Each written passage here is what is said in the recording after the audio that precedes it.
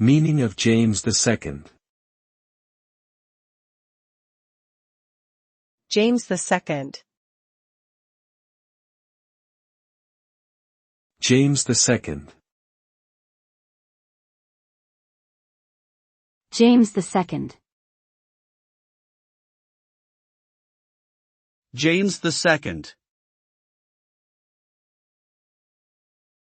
James II refers to James II of England and Seven of Scotland, who was a monarch who ruled over England, Ireland, and Scotland from 1685 until he was deposed in the Glorious Revolution of 1688.